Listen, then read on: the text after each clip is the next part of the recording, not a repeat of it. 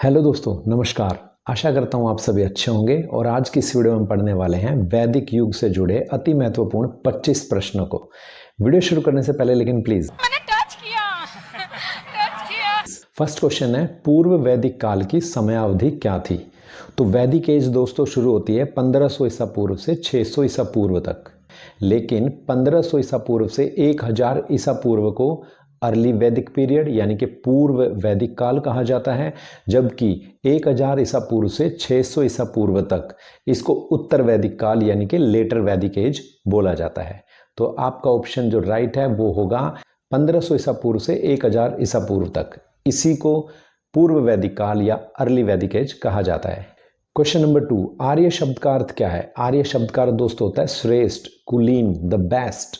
तीसरा क्वेश्चन है, कौन सी फसल का ज्ञान वैदिक लोगों को नहीं था? तो वैदिक लोगों को दोस्तों तंबाकू का ज्ञान नहीं था। ये फसल काफी बाद में आई क्योंकि ये अमेरिकी फसल है। सबसे पहले इसकी खेती इक्वाडोर में की गई। इक्वाडोर के बाद ये पेरू में और दक्षिण अमेरिकी देशों में फैला। उसके बाद 1492 ईस्वी में यूरोप में गया और भारत में इसे 1604 में पुर्तगाली लेकर आए। वैदिक गणित का महत्वपूर्ण अंग क्या है? तो दोस्तों वैदिक गणित का महत्वपूर्ण अंग है शुल्व सूत्र। इसमें यज्ञ वेदी जो होती हैं उनके निर्माण के नियम है तथा ऐसा माना जाता है कि पाइथागोरस थ्योरम जो है, पाइथागोरस प्रमेय जो है, उसके आरंभिक चरण को भी इसमें बताया गया है। प्राचीन वैदिक युगीन संस्कृति का वर्णन किस वेद में है? तो प्राचीन वैदिक युगीन संस्कृति का वर्णन उसी में होगा दोस्तों जो सबसे प्राचीनतम वेद है, और सबसे प्राचीन वेद जो है वो है ऋग्वेद। ऋग्वेद में संपत्ति का रूप क्या था? तो ऋग्वेद बिल्कुल प्राचीनतम रूप वेदों का यानी कि सबसे प्राचीन वेद, और उस समय पे संपत्ति इस तरह से देखी जाती थी दोस्तों, जिसके पास ज्यादा गाय होंगी, गाय जिसके पास ज्यादा है वही सबसे ज्यादा अमीर माना जाता था। तो संपत्ति का रूप क्या है? गोधन या गाय। नेक्स्ट क्वेश्चन, सत्यमेव जयते कहां से लिया गया है? दोस्तों इसको उपनिषदों से लिया है, और उपनिषदों में भी कौन से उपनिषद से लिया गया है? मुंडकोपनिषद से। भारतीय संगीत का आदि ग्रंथ किसे कहते हैं? सामवेद से ही भारतीय संगीत का उदय माना जाता है, तो आपका राइट आंसर हो जाएगा सामवेद। 3 वेद जो संयुक्त रूप से त्रयी बोले जाते हैं वो कौन से हैं? तो दोस्तों 4 हमारे वेद हैं, ऋग्वेद, आयुर्वेद, सामवेद, अथर्ववेद। इनमें अथर्ववेद जो है वो सबसे बाद में लिखा गया है। तो त्रयी किनको बोलेंगे? जो पहले 3 वेद हमारे पास अवेलेबल होते थे। अथर्ववेद काफी बाद में लिखा गया है, इसीलिए जो पहले 3 रह गए हैं, ऋग्वेद, आयुर्वेद, सामवेद। आपका ऑप्शन ए करेक्ट आंसर है। इन्हीं को वेद त्रयी बोला गया है।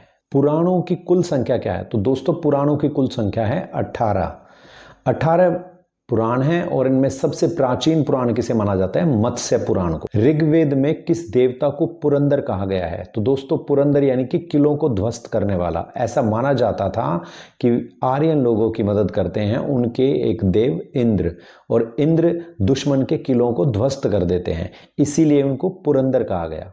वैशेषिक दर्शन के प्रतिपादक कौन थे? ऑप्शन डी आपका राइट आंसर है, उलूक कणद, यानी कि ऋषि कणाद को वैशेषिक दर्शन का प्रतिपादक माना जाता है।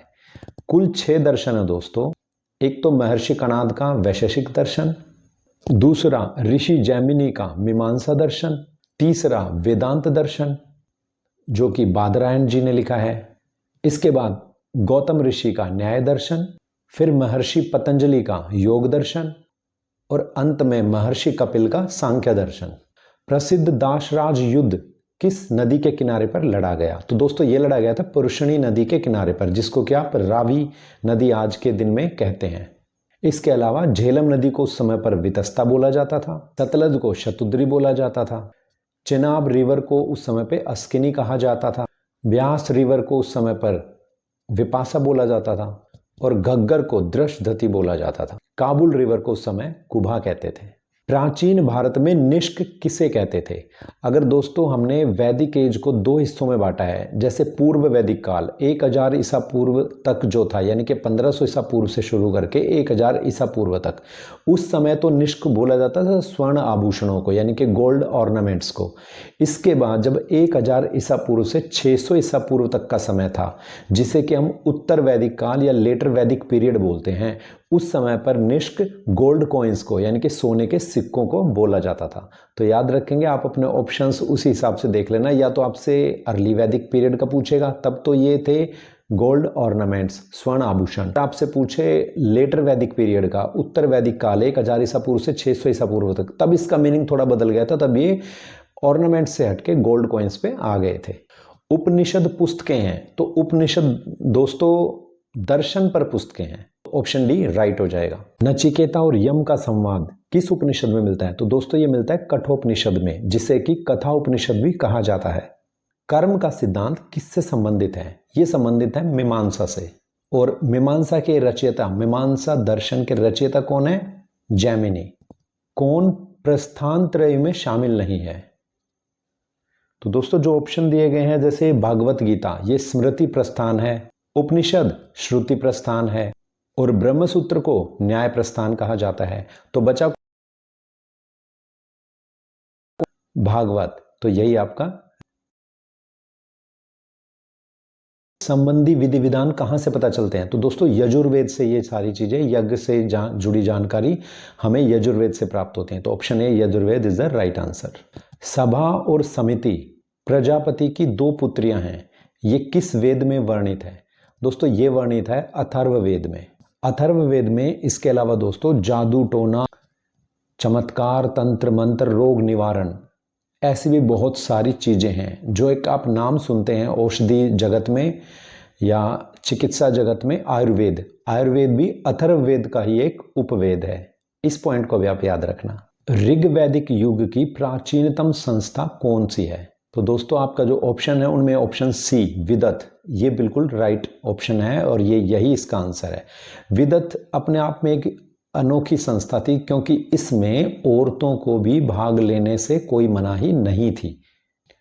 ब्राह्मण ग्रंथों में सबसे प्राचीन कौन सा है? तो ब्राह्मण ग्रंथों में दोस्तों सबसे प्राचीन माना जाता है शतपथ ब्राह्मण को। व्रीहि या ब्रीहि शब्द किसके लिए उपयोग किया गया है?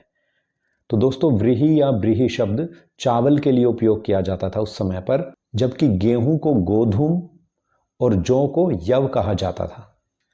इसमें एक ऑप्शन कपास भी है, तो कपास को उस समय करपासा या पिंजा या पंजू ऐसे कहते थे। किस रचना में नारी को सुरा और पांसा के साथ 3 प्रमुख बुराइयों के तौर पर शामिल किया गया है? तो दोस्तों ये थी मैत्रायणी संहिता। इसे यजुर्वेद की एक प्राचीन शाखा माना जाता है, और इसे मैत्रेय ऋषि के वंशजों ने लिखा था। ये मंत्रों और ब्राह्मण भागों का एक मिश्रण है, और इसी रचना में नारी को एक बुराई के तौर पर दिखाया गया है।